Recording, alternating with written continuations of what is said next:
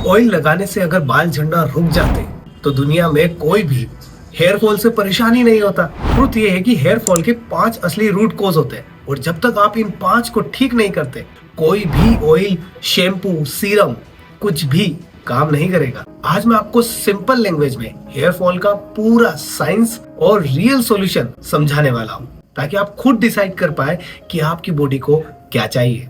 देखो, hair 3 phases से गुजरते हैं।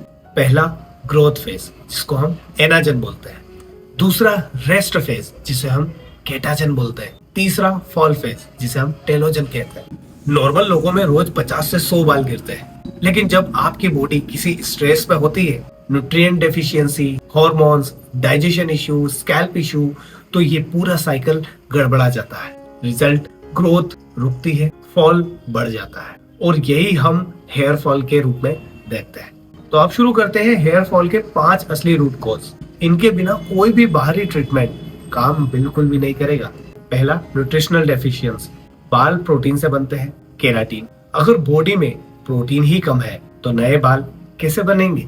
अगर टॉप डेफिशिएंसी की बात करें तो प्रोटीन कम तो हेयर थिन होंगे और ब्रिटल होंगे। आयरन, B12 की कमी होगी तो ऑक्सीजन स्कैल्प तक नहीं पहुंचेगी और बाल गिरते हैं। विटामिन डी कम होता है तो फॉलिकल्स वीक हो जाते हैं। जिंक की कमी होती है तो ग्रोथ स्लो पड़ जाती है। ओमेगा 3 फैटी एसिड अगर कम होगा तो स्कैल्प में ड्राइनेस और ब्रेकेज होने लगता है। इनके साइन क्या होते हैं? थकान, टूटते nails, mood swings, dry skin और हैवी हेयर फॉल। अब आप सोच रहे होंगे कि इसका सॉल्यूशन क्या है। देखो, प्रोटीन के लिए रोज 1 बाउल दाल, पनीर खा सकते हैं, कर्ड ले सकते हैं, एग्स ले सकते हैं। आयरन के लिए बीट रूट ले सकते हैं, पालक ले सकते हैं, गुड़ ले सकते हैं। जिंक के लिए आप पंपकिन सीड्स ले सकते हैं, कद्दू के बीज। विटामिन डी के लिए रोज सुबह सुबह की जो सनलाइट होती है वो बहुत फायदा करती है। और ओमेगा 3 के लिए फ्लैक्स सीड ले सकते हैं, यानी अलसी के बीज। दूसरा, स्ट्रेस एंड कॉर्टिसोल। जब भी बॉडी स्ट्रेस मोड में जाती है तो कॉर्टिसोल बढ़ता है जिससे हेयर फॉलिकल रेस्ट मोड में चले जाते हैं।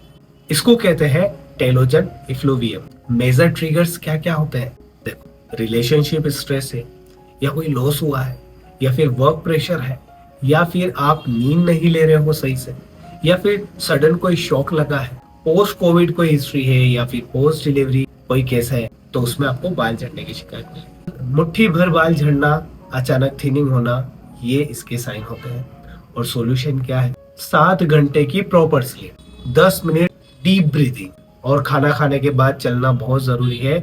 और इसके साथ ही साथ आप अश्वगंधा भी ले सकते हैं। तीसरा कारण है हार्मोनल इम्बैलेंस। फीमेल्स में हेयर फॉल का सबसे बड़ा कारण होता है। आप इसके लिए अपना थायराइड जरूर चेक करवाइए, कहीं T3, T4, TSH में कहीं कोई गड़बड़ तो नहीं है, क्योंकि थायराइड में गड़बड़ी की वजह से बालों में ड्राइनेस, रफनेस या फिर जो है हेयर फॉल जो है वो बढ़ जाता है। दूसरा है PCOS। जब बॉडी में एंड्रोजन्स बढ़ते हैं तो बाल आगे से पतले होने लगते हैं। तीसरा, पोस्ट प्रेगनेंसी चेंजेस। इसके साइन क्या क्या होते हैं? Period irregular, weight fluctuations, acne, chin hair growth. Solution क्या क्या है? थायराइड, PCOS का टेस्ट करवाइए, शुगर का टेस्ट करवाइए, हाई प्रोटीन डाइट लीजिए, एक्सरसाइज करिए और फ्लैक्स सीड, पंपकिन सीड्स, ये चीजें खाइए। चौथा है स्कैल्प हेल्थ। देखो, हेल्दी स्कैल्प होगा तो हेल्दी हेयर होंगे। सबसे कॉमन स्कैल्प इशू क्या होते हैं? डैंड्रफ, इन्फ्लेमेशन हो सकता है, फंगल इन्फेक्शन भी होता है, डर्मेटाइटिस हो सकता है, या फिर कोई आप प्रोडक्ट यूज कर रहे हो बहुत टाइम से, या फिर कोई वाटर का प्रॉब्लम है तो उसकी वजह से भी हेयर फॉल होता है। सिम्टम्स क्या क्या दिखाई देते हैं? तो आपको ईचिंग दिखाई देगी स्कैल्प में, फ्लैक्स दिखाई देंगे, ऑयलीनेस, स्मेल हो सकती है और रेड पैचेस हो सकते हैं। अब इसका सॉल्यूशन क्या है? तो हफ्ते में 2 से 3 बार जेंटल शैम्पू करना बहुत जरूरी है। हफ्ते में 1 बार आपको हॉट ऑयल मसाज जरूर करना चाहिए। एंटी डैंड्रफ केयर जैसे कि टी ट्री ऑयल या नीम बेस्ड कोई ऑयल आप यूज कर सकते हैं। 5वां मुख्य पॉइंट है डाइजेशन एंड एब्जॉर्प्शन।